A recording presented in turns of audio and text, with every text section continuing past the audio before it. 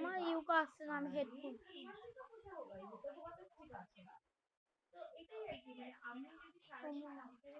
তবে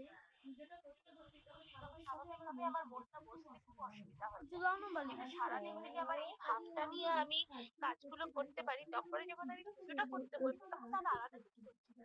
এতক্ষণ ধরে আমি যা হ্যাঁ, তোমার সাথে তোমার মজাই কিছু। করতে অনেক সুবিধা হয়। কিন্তু হ্যাঁ, এটা যে মানে প্রধানত যেটা বলতে আমার মনে হয় আমরা চেষ্টা করতে পারি কিন্তু প্রথম প্রথমে এই ভাবটা কিন্তু আসবে না। সত্যিকারের নিষ্কাম কর্ম করতে পারাটা কিন্তু খুব কঠিন কথা। আমরা যতই মনে ভাবি না কেন আমি নিষ্কাম ভাবে করছি, কিন্তু ওটার পেছনে যতই মনে আমরা ভাবি সেই পিছনে ওই ভাবটা আসতেই পারে না না। মানে আজকে করলাম কালকে হয়তো ভুলে গেলাম, মনে আসলো না। কিন্তু চেষ্টাটা থাকলে আস্তে আস্তে চেষ্টাটা থাকতে হবে। চেষ্টাটা থাকলে আস্তে আস্তে আমরা এগোতে পারবো। হ্যাঁ, অনির্বাণ যেমন একবার বলেছিল আমাদের এই মানে এতেই যে যা তুমি যে খাচ্ছ সেটাও মনে করলে ব্রহ্মকে খাওয়াচ্ছ, আত্মাকে। আবার তুমি ধরো স্বামীকে সন্তানকে ফেলে দিচ্ছ, তাতেও মনে করছো যে ব্রহ্মকেই আমি ফেলে দিচ্ছি, তাহলে তো ঈশ্বর সেবা হলো। ঈশ্বরের জন্য রান্না করছে আবার ঈশ্বরকে। স্বামীজি বলেছেন যে এই যে স্বামী স্ত্রীর প্রতি ভালোবাসা, সন্তান পিতার প্রতি ভালোবাসা, আমরা ভাবি যে আমরা আত্মীয়ভাবে ভালোবাসি, কিন্তু অ্যাকচুয়ালি এই যে আমাদের যে একাত্মতা ভাব, এটাই কিন্তু অন্তর্নিহিত অর্থ, যেটার কারণে আমরা একে অপরকে ভালোবাসি, একে অপরের এই জন্য পাশে ভয় থাকি। খেয়ে তুমি কি করছো এগুলো? কিন্তু এটা আমরা যেহেতু আমরা অজ্ঞানতার কারণে অজ্ঞানে ডুবে আছি বলে বুঝতে পারি না। তো সেই জন্য উনি বলেছেন যে প্রথমে ঘর থেকে চেষ্টা করো, বাড়ির তোমার সব থেকে প্রিয় যে মানুষটি, সবচেয়ে কাছের যে, তার মধ্যে স্বরূপটা দেখার চেষ্টা করো। তারপর আস্তে আস্তে তার পরিধিটা বাড়বে, কিন্তু প্রথমে ওই একজনকে দিয়ে শুরু করতে হয়, তারপরে আস্তে আস্তে পরিধিটা বাড়তে থাকে। তো মানে কি হয়তো যে আমরা যারা মারা আছি, যারা সন্তানকে নিয়ে সারাক্ষণ আমাদের রান্নাবান্না করতে হয়, তো তার মধ্যে আমি আমাদের বাড়িতে তো গোপাল আছে, আমি তার মধ্যে গোপালকে ভাবি।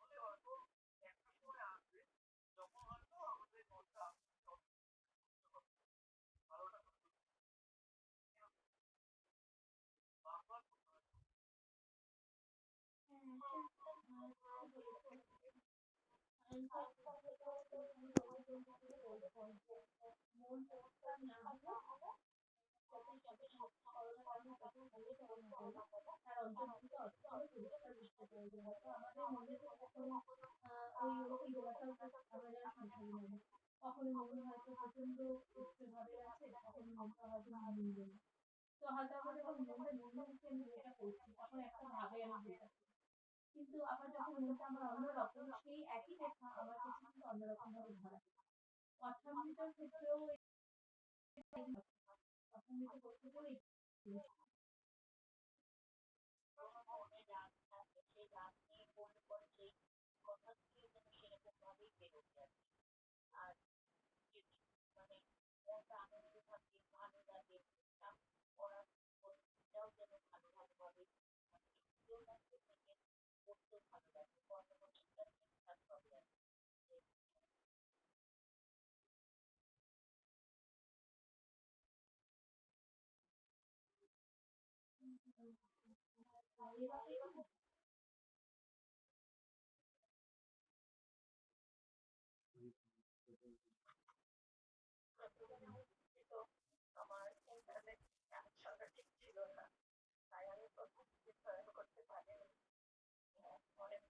হ্যাঁ, তুমি ওখানে ছিলে না।